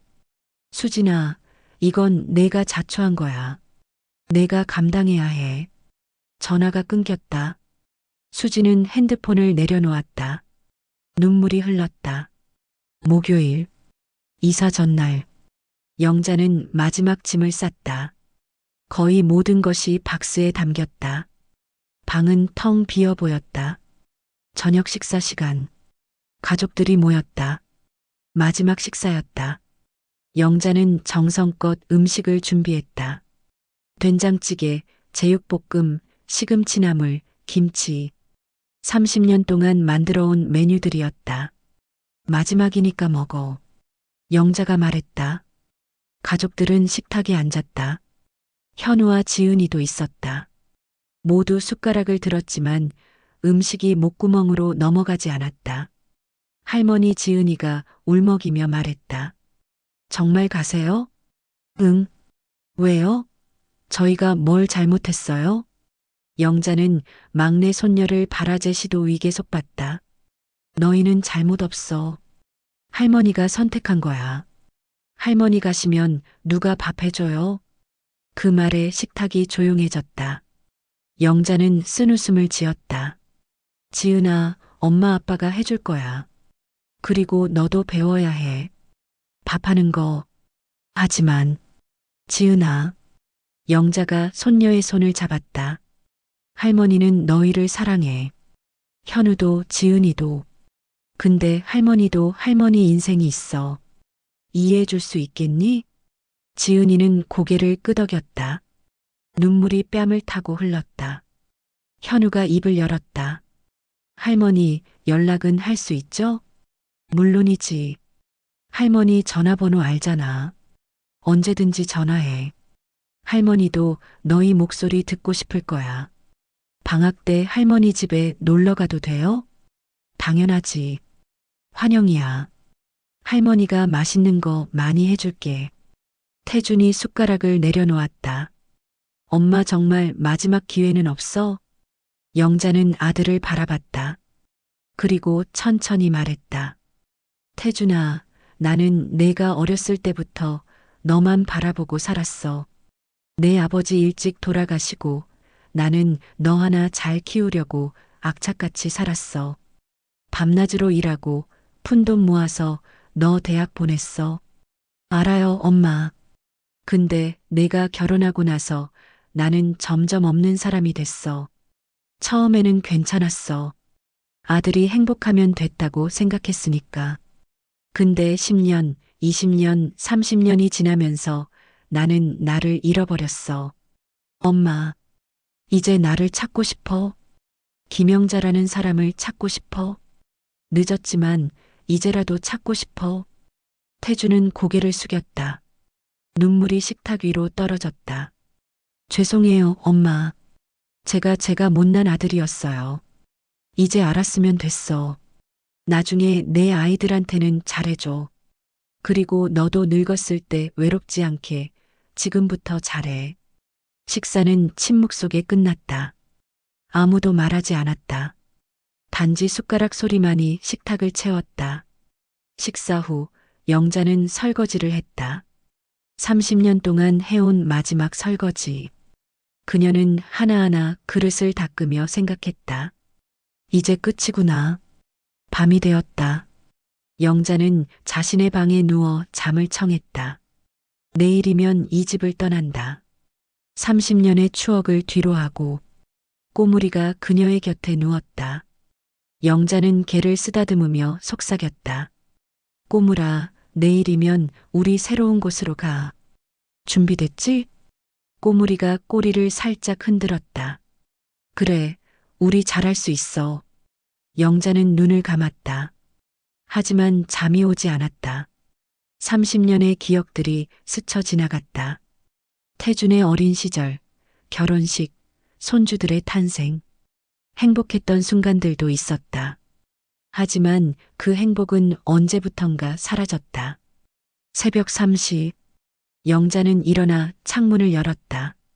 마지막으로 이 동네를 바라봤다. 가로등 불빛, 조용한 거리, 익숙한 풍경. 안녕. 영자가 속삭였다. 안녕, 나의 30년. 챕터 7 진실이 드러나는 순간. 금요일 아침. 이사 날이 밝았다. 영자는 새벽 5시에 일어났다. 평소 습관대로. 하지만 오늘은 밥을 짓지 않았다. 대신 간단히 씻고 옷을 갈아입었다. 8시. 가족들이 하나둘 일어났다. 거실로 나온 태준과 수지는 쌓여있는 박스들을 멍하니 바라봤다. 진짜 가시는 거구나. 수진이 중얼거렸다. 영자는 대답하지 않았다. 마지막 점검을 하고 있었다. 9시. 초인종이 울렸다. 이삿짐 센터였다. 안녕하세요. 영자님 맞으시죠? 네, 들어오세요. 4명의 작업자가 들어왔다. 그들은 박스들을 보고 일을 시작했다. 하나씩, 둘씩 박스들이 집 밖으로 나갔다. 태준과 수지는 소파에 앉아 그 광경을 바라봤다. 30년의 시간이 박스에 담겨나가고 있었다. 그들은 아무것도 할 수 없었다. 그저 바라볼 뿐이었다. 현우와 지은이도 방에서 나왔다. 아이들은 할머니의 짐이 나가는 모습을 보며 울었다. 할머니 지은이가 영자에게 달려왔다. 정말 가세요? 영자는 막내 손녀를 안았다. 응, 할머니 가야 해. 싫어요. 가지 마세요. 지은아, 할머니 전화할게. 자주. 그리고 방학 때 꼭 놀러와. 약속해. 지은이는 고개를 끄덕이며 울었다. 현우도 다가왔다. 그는 할머니를 꼭 안았다. 할머니 사랑해요. 할머니도 사랑해, 현우야. 너희 둘 다. 1시간 후 거실은 텅 비었다. 가구들만 남았다. 영자의 흔적은 모두 사라졌다. 어머니, 가구는요? 작업자가 물었다. 그건 두고 가요. 새 주인한테 물려주기로 했어요. 알겠습니다. 그럼 울진으로 출발하시죠. 영자는 마지막으로 집안을 둘러봤다. 거실, 부엌, 방, 화장실. 30년의 추억이 담긴 공간. 하지만 이제는 낯설게 느껴졌다. 태준이 일어났다. 그는 어머니에게 다가갔다. 엄마. 응? 정말 가는 거야? 응. 태준은 어머니를 안았다. 그리고 울었다. 40대 중반의 남자가 어머니의 품에서 소리내어 울었다. 죄송해요, 엄마. 정말 죄송해요. 영자는 아들의 등을 토닥였다. 이제 알았으면 됐어. 나중에 내 아이들한테는 잘해줘. 엄마 연락할게요. 자주. 그래. 수진도 다가왔다. 그녀는 시어머니 앞에 무릎을 꿇었다. 어머니, 죄송해요. 진심으로 죄송해요. 제가 며느리로서 부족했어요. 영자는 며느리를 일으켰다. 일어나. 이제 와서 후회해도 소용없어. 시간은 돌아오지 않아. 어머니, 잘 살아. 태준이랑 아이들이랑. 그리고 부모를 대하는 법을 배워. 나처럼 외롭게 만들지 말고. 영자는 꼬물이를 안아들었다. 그리고 현관으로 향했다. 신발을 신고 마지막으로 가족들을 돌아봤다. 태준, 수진, 현우, 지은이. 4사람이 서 있었다. 모두 울고 있었다. 안녕. 영자가 말했다. 엄마. 태준이 손을 뻗었다. 하지만 영자는 문을 열고 나갔다. 쾅! 그 소리와 함께 30년이 끝났다. 복도를 걸어 엘리베이터에 탔다. 거울에 비친 자신을 봤다. 눈물은 없었다. 단지 담담한 표정만 있었다. 1층에 내려와 밖으로 나갔다. 이삿짐 트럭이 기다리고 있었다. 영자는 조수석에 올랐다. 꼬물이를 무릎에 안았다. 출발할까요? 기사가 물었다. 네, 울진으로 가주세요. 알겠습니다. 트럭이 움직이기 시작했다. 영자는 창밖을 바라봤다. 30년을 살았던 아파트가 점점 멀어졌다. 익숙한 거리, 익숙한 풍경들이 스쳐 지나갔다. 그리고 그녀는 알았다. 돌아가지 않을 것이라는 것을. 다시는. 아파트 앞. 태주는 창문으로 어머니를 태운 트럭이 멀어지는 것을 바라봤다. 그의 눈에서 눈물이 계속 흘렀다. 여보. 수진이 그의 어깨를 잡았다. 나나 정말 못난 아들이었어. 우리 다 잘못했어. 30년 동안 엄마가 뭘 하셨는지 이제야 알겠어. 근데 이미 늦었어. 현우가 아버지에게 다가왔다. 아빠, 할머니 다시 안 오시는 거예요? 태주는 아들을 안았다. 아마도 안 오실 거야. 왜요? 할머니한테 잘하면 되잖아요. 이미 늦었어. 너무 늦었어. 가족 넷은 거실에 앉았다. 텅 빈 거실. 영자의 흔적은 어디에도 없었다. 그저 가구들만 남아 있었다. 이제 어떡하지? 수진이 물었다. 전세 알아봐야지. 어쩔 수 없어. 돈은? 대출 받아야지. 그들은 한참 동안 말없이 앉아 있었다. 그리고 처음으로 깨달았다. 영자가 없는 집이 얼마나 텅 빈지. 영자가 얼마나 많은 것을 해왔는지. 한편 고속도로. 영자는 창밖을 바라봤다. 도시가 사라지고 산과 들판이 나타났다. 하늘은 맑았다. 햇살이 따뜻했다. 영자는 창문을 내렸다. 바람이 그녀의 얼굴을 쓸었다. 차가웠지만 상쾌했다. 꼬물아. 그녀가 개에게 속삭였다. 우리 자유야. 이제 우리 자유야. 꼬물이가 짖었다. 멍. 영자는 미소 지었다. 30년 만에 처음 느끼는 진짜 미소였다. 2시간 반 후. 휴게소에 들렀다. 영자는 내려서 화장실을 다녀왔다. 그리고 자판기에서 커피를 뽑았다. 벤치에 앉아 커피를 마셨다. 고속도로를 달리는 차들을 바라봤다. 모두 어디론가 가고 있었다. 영자도 어디론가 가고 있었다. 새로운 곳으로. 핸드폰이 울렸다. 태준이었다. 영자는 잠시 망설이다 받았다. 응. 엄마 잘 가고 있어? 응. 엄마, 나 정말 미안해. 알아. 엄마 없는 집이 이렇게 텅 빈 줄 몰랐어. 엄마가 얼마나 많은 걸 해주셨는지 이제야 알겠어. 영자는 대답하지 않았다. 그저 들었다. 엄마, 나중에라도 용서해 줄 수 있어? 시간이 지나면 모르지. 근데 지금은 아니야. 알았어. 엄마, 건강하세요. 연락할게. 그래. 전화를 끊고 영자는 커피를 마셨다. 쌉싸름했지만 좋았다. 다시 트럭에 올라 출발했다. 이제 1시간 반만 더 가면 울진이었다. 영자는 꼬무리를 쓰다듬으며 생각했다. 나 잘하고 있는 거 맞지? 하지만 후회는 없었다. 이것이 그녀의 선택이었다. 그리고 그녀는 이 선택을 끝까지 지킬 것이었다. 오후 3시. 울진에 도착했다. 작은 주택이 그녀를 기다리고 있었다. 2층짜리 전원주택. 하얀 벽, 빨간 지붕. 작은 마당이 있고 나무가 있었다. 여기에요. 기사가 말했다. 영자는 내렸다. 주변을 둘러봤다. 조용했다. 평화로웠다. 멀리 바다가 보였다. 파도 소리가 들렸다. 좋다.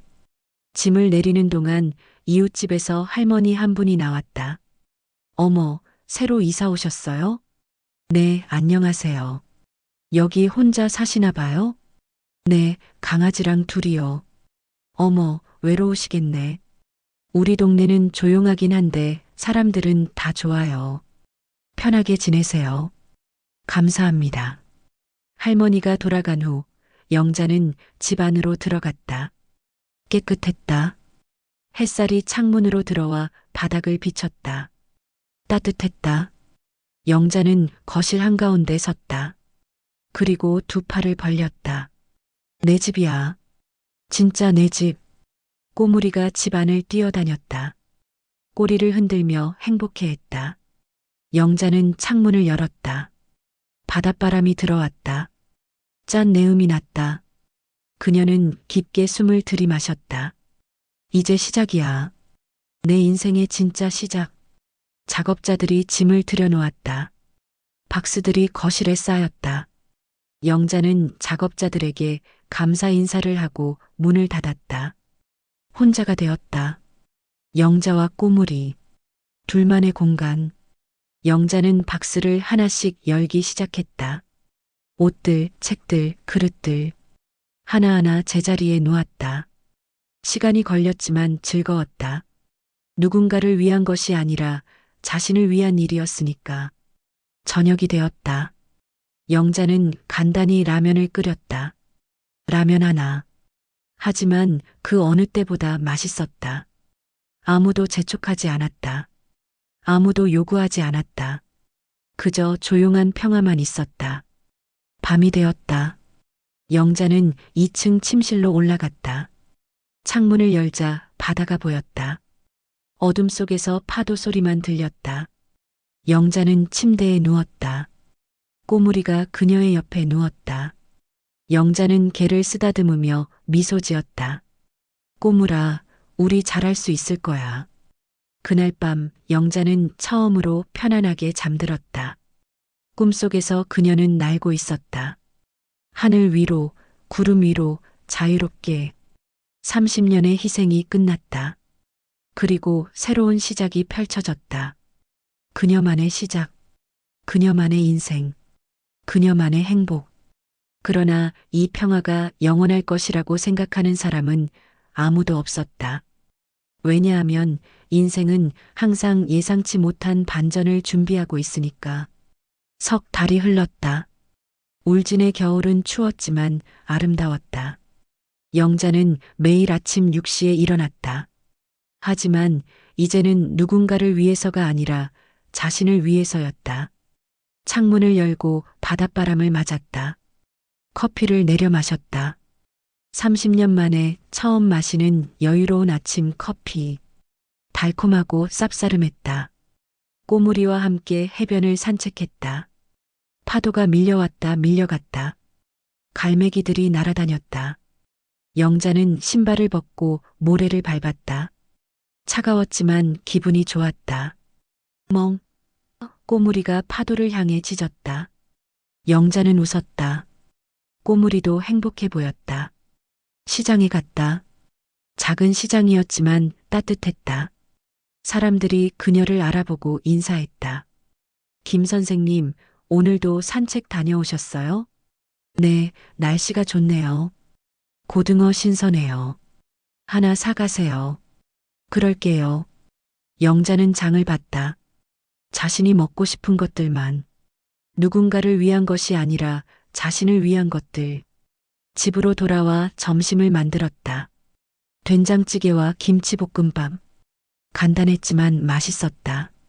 오후에는 텃밭을 가꿨다.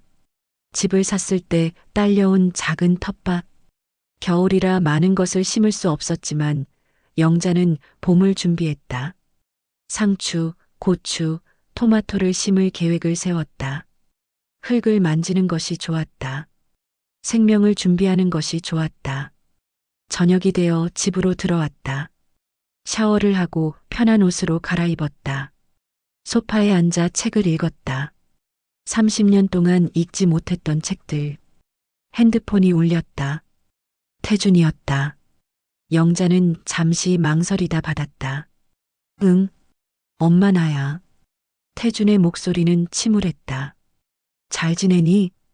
응, 아니, 사실 힘들어. 무슨 일인데? 수진이랑 자꾸 싸워. 집안일 문제로. 둘 다 일하니까 누가 해야 하는지 계속 다투게 돼. 영자는 대답하지 않았다. 그저 들었다. 그리고 장모님 모시고 살기로 했어. 그래. 응. 수진이가 원해서. 근데 장모님은 엄마랑 다르더라. 눈치 많이 보이고 우리한테 이것저것 참견하시고. 그렇구나. 엄마 태준의 목소리가 떨렸다. 엄마가 얼마나 대단한 분이었는지 이제야 알았어. 30년 동안 아무 불평 없이 우리를 돌봐주셨잖아. 근데 우리는 그걸 당연하게 여겼어. 영자의 눈이 촉촉해졌다. 하지만 눈물을 흘리지 않았다. 엄마, 돌아와요. 제발. 우리가 잘할게. 진심으로 대할게. 엄마를 엄마로 대할게. 태준아. 응, 엄마. 나는 안 돌아가. 내가 이제 깨달은 건 다행이야. 진심으로. 근데 그건 내 인생이고 나는 내 인생이 있어. 엄마, 나는 여기서 행복해. 매일 아침 바다를 보고 꼬물이랑 산책하고 책을 읽고 내가 원하는 걸 먹고 이게 내가 30년 동안 꿈꿨던 삶이야. 그래도 태준아, 너도 너 인생 잘 살아. 수진이랑 아이들이랑 부모를 대하는 법을 배웠으면 장모님한테 잘해드려. 그리고 언젠가 내가 늙었을 때 아이들한테 사랑받을 수 있게 지금부터 잘해. 태주는 한참 동안 말이 없었다. 그리고 나지막이 말했다. 알았어, 엄마. 엄마 행복하세요. 사랑해요. 나도 사랑해, 태준아. 전화를 끊고 영자는 창밖을 바라봤다. 해가 지고 있었다. 노을이 하늘을 붉게 물들였다. 아름다웠다. 그리울 때도 있겠지. 영자가 혼잣말했다. 아이들이, 손주들이. 하지만 괜찮아. 나는 내 인생을 선택했어. 꼬물이가 그녀의 무릎에 머리를 기댔다. 영자는 개를 쓰다듬으며 미소 지었다. 며칠 후, 영자의 75번째 생일이 다가왔다. 서울에 있었다면 아무도 축하해주지 않았을 것이다. 하지만 여기서는 달랐다. 시장에 가자 상인들이 소리쳤다. 김 선생님, 생일 축하해요. 어머, 어떻게 알았어요? 저번에 얘기하셨잖아요. 자, 이거 선물이에요. 고등어를 파는 아주머니가 싱싱한 고등어 2마리를 내밀었다. 이건 제가 드리는 거예요. 채소가게 아저씨가 상추 한 봉지를 줬다. 영자의 눈에 눈물이 맺혔다. 고마워요. 정말 고마워요. 집으로 돌아와 조촐한 생일상을 차렸다. 미역국, 고등어구이, 상추쌈. 혼자였지만 외롭지 않았다. 꼬물아, 생일 축하해 줄래? 멍. 영자는 웃었다. 그리고 미역국을 한 숟가락 떴다. 따뜻했다. 식사를 마치고 마당으로 나갔다. 겨울 햇살이 따뜻했다. 영자는 벤치에 앉아 차를 마셨다. 핸드폰이 울렸다. 현우였다. 손주. 할머니 생일 축하해요. 현우야 고마워. 할머니 잘 지내세요? 거기 좋아요? 응, 아주 좋아. 바다도 보이고 공기도 맑고. 할머니 보고 싶어요. 영자의 가슴이 뭉클했다. 할머니도 방학 때 놀러와. 할머니가 맛있는 거 많이 해줄게. 네, 꼭 갈게요. 사랑해요. 할머제 시도 위계송리. 할머니도 사랑해, 현우야. 전화를 끊고 영자는 미소 지었다. 완전히 끄는 것은 아니었다. 가족은 여전히 가족이었다. 단지 거리를 두었을 뿐. 그날 오후 이웃집 박 할머니가 떡을 들고 찾아왔다. 김 선생님 생일이라며 떡 좀 해왔어요. 어머, 고마워요. 여기서 혼자 사시느라 외로우시죠? 영자는 고개를 저었다. 아니요. 전혀.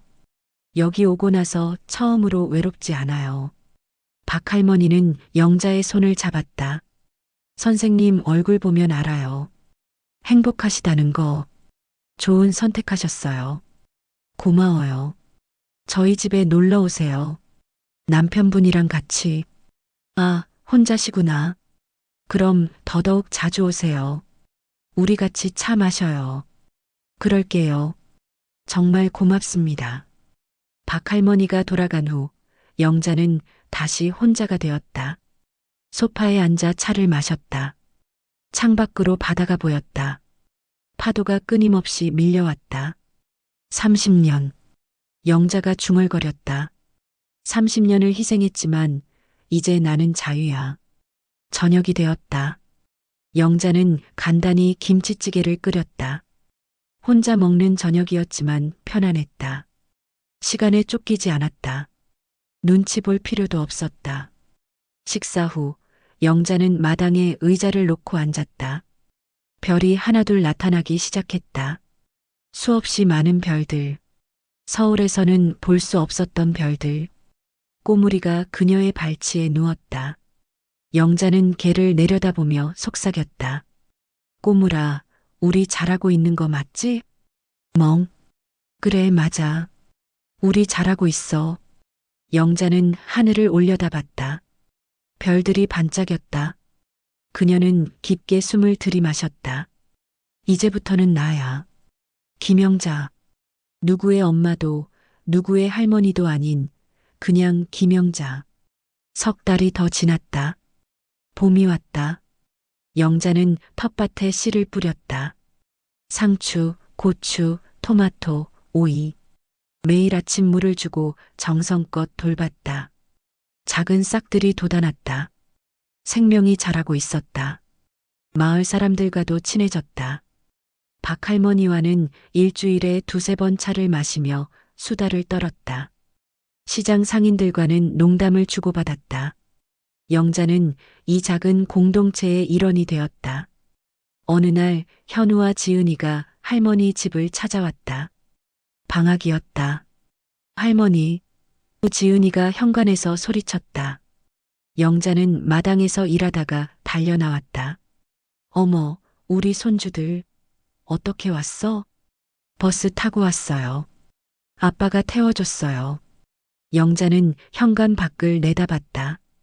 태준이 차에서 내리고 있었다. 엄마 태준이 조심스럽게 다가왔다. 들어와. 태준은 집 안으로 들어왔다. 아이들은 벌써 마당을 뛰어다니고 있었다. 엄마, 여기 정말 좋네. 태준이 주변을 둘러보며 말했다. 그래, 좋아. 엄마가 왜 여기 오고 싶어 하셨는지 이제 알겠어. 영자는 아들을 위해 차를 내렸다. 둘은 마당에 앉았다. 엄마, 나 많이 반성했어. 알아. 수진이도 많이 변했어. 장모님 모시면서 깨달은 게 많대. 부모님을 모시는 게 얼마나 힘든 일인지, 그리고 엄마가 얼마나 대단하신 분인지. 영자는 차를 마시며 들었다. 현우랑 지은이도 엄마 많이 그리워해. 특히 지은이는 맨날 할머니 생각한대. 나도 애들 그리워. 엄마 태준이 어머니의 손을 잡았다. 다시 같이 살 수는 없을까? 영자는 고개를 저었다. 안 돼. 엄마. 태준아, 나는 여기서 행복해. 정말 행복해. 서울로 돌아가면 다시 예전으로 돌아갈 것 같아. 나는 그게 무서워. 우리가 달라졌어. 진짜로. 지금은 그렇겠지. 근데 시간이 지나면 다시 예전으로 돌아갈지도 몰라. 나는 그런 위험을 감수하고 싶지 않아. 태주는 고개를 숙였다. 알았어. 엄마가 행복하시다면 그걸로 됐어. 고마워. 대신 우리 자주 올게. 한 달에 한 번은 애들 데리고 올게. 영자는 미소 지었다. 그래, 그렇게 하자. 그날 영자는 손주들을 위해 맛있는 음식을 해줬다. 된장찌개, 불고기, 잡채, 계란말이. 아이들은 신나게 먹었다. 할머니, 완전 맛있어요. 지은이가 소리쳤다. 할머니 음식이 제일 맛있어. 현우도 말했다. 저녁이 되어 태중과 아이들은 서울로 돌아갔다. 영자는 손을 흔들며 그들을 배웅했다. 다음 달에 또 올게, 엄마. 그래, 조심히 가. 차가 멀어지자 영자는 집으로 돌아왔다. 혼자가 되었지만 외롭지 않았다. 오히려 마음이 따뜻했다. 이렇게 사는 것도 괜찮구나. 영자가 생각했다. 떨어져 살지만 연락하고 가끔 만나고 이게 오히려 더 건강한 관계일지도 몰라. 여름이 왔다. 텃밭에 채소들이 무럭무럭 자랐다. 영자는 매일 아침 채소를 따서 아침을 먹었다. 자신이 키운 채소는 특별히 맛있었다. 박할머니와 함께 바닷가를 산책했다. 두 사람은 좋은 친구가 되었다. 김 선생님, 서울 안 그리워요? 가끔은. 손주들이 그립죠. 근데 여기가 더 좋아요. 선생님 정말 대단하세요. 74세에 새로운 삶을 시작하시다니. 늦었지만 이제라도 시작한 게 다행이에요. 맞아요. 인생은 짧아요. 자기 자신을 위해 사는 것도 필요해요. 가을이 왔다. 영자의 첫 번째 수확의 계절이었다. 고추, 토마토, 가지. 풍성했다. 영자는 수확한 채소들을 이웃들과 나눴다. 박할머니에게도 주고 시장 상인들에게도 줬다. 그들은 고마워하며 다른 것들을 나눠줬다. 김 선생님, 이거 우리 밭에서 난 사과예요. 가져가세요. 어머, 고마워요. 영자는 이 작은 공동체에서 진짜 가족을 찾았다. 서로 돕고 나누고 웃는 사람들. 겨울이 다시 왔다. 영자의 울진에서의 첫 해가 끝나가고 있었다. 크리스마스 이브. 태중과 수진, 현우와 지은이가 모두 찾아왔다. 그들은 케이크와 선물을 가져왔다. 엄마, 메리 크리스마스? 어머, 다들 왔구나. 가족들은 영자의 집에서 함께 저녁을 먹었다. 영자가 만든 음식들이 식탁에 가득했다. 모두 행복한 얼굴이었다. 할머니, 여기 너무 좋아요. 저도 나중에 여기서 살래요. 지은이가 말했다. 그래, 그때 되면 할머니가 다 알려줄게. 식사 후 모두 거실에 모여 앉았다. 창밖으로 눈이 내리기 시작했다. 엄마, 올해 행복하셨어요? 태준이 물었다. 영자는 미소 지었다. 응, 행복했어. 정말 행복했어. 다행이다. 너희는? 저희도 많이 배웠어요. 엄마 덕분에. 수진이 덧붙였다. 어머니, 정말 감사해요. 어머니가 없었으면 저는 평생 깨닫지 못했을 거예요. 부모님이 얼마나 소중한지. 영자는 며느리의 손을 잡았다. 이제 알았으면 됐어. 밤이 깊어졌다. 가족들은 영자의 집에서 하룻밤 묵기로 했다. 아이들은 2층 방에서, 태중과 수지는 거실에서 잤다. 영자는 자신의 방에 누워 창밖을 바라봤다. 눈이 계속 내렸다. 하얗고 순수한 눈. 1년이 지났구나. 영자가 생각했다. 1년 전 오늘 나는 서울에서 혼자 울고 있었지. 근데 지금은 여기서 행복해하고 있어. 영자는 눈을 감았다. 그리고 감사했다. 자신에게, 용기를 낸 자신에게. 새해가 밝았다. 영자는 가족들과 함께 해돋이를 보러 바닷가에 갔다. 동해의 일출은 장관이었다. 와, 아이들이 감탄했다. 태양이 수평선 위로 떠올랐다. 붉은 빛이 바다를 물들였다. 아름다웠다. 영자는 두 손을 모았다. 그리고 기도했다. 새해에도 건강하게, 행복하게 살 수 있게 해주세요. 그리고 내 가족들도 행복하게 해주세요. 해가 완전히 떠올랐다. 새로운 해가 시작되었다. 가족들이 서울로 돌아간 후 영자는 다시 일상으로 돌아왔다. 꼬물이와 산책하고 텃밭을 돌보고 책을 읽고 이웃들과 차를 마시는 평범한 일상. 하지만 그 평범함이 영자에게는 행복이었다. 30년 동안 꿈꿨던 평범한 일상. 어느 날 저녁 영자는 마당에 앉아 일기를 썼다. 30년 전에 그만뒀던 일기를 다시 시작한 것이었다. 오늘은 정말 좋은 날이었다. 텃밭에서 상추를 땄다. 신선하고 맛있었다. 박할머니와 차를 마시며 수다를 떨었다. 웃었다. 정말 오랜만에 배꼽 빠지게 웃었다. 현우에게서 전화가 왔다. 시험을 잘 봤다고 한다. 자랑스럽다. 내 손주가. 나는 지금 행복하다.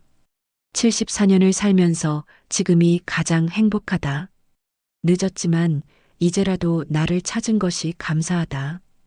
영자는 일기장을 덮었다. 그리고 하늘을 올려다봤다.